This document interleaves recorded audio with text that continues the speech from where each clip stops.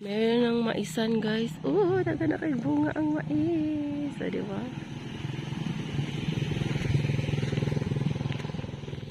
Meron tayo ditong sikwa. Mani. So, ilan lang yung tumubong mani. So, may bago si ating tinanim na mga kuan, guys, mga bagong gitanom na mga mais. Oh. So, nanubo na po sila, mga kuanan ni 4 days. So, naay sikwa, naay mani, tanglad. So, ang mais, oh, na. Kaso na siya mga lamigas. Oh, daga nagbunga. Namunga. Next week, pwede na siguro makakaon. Diba? Diba? Malagkit siguro.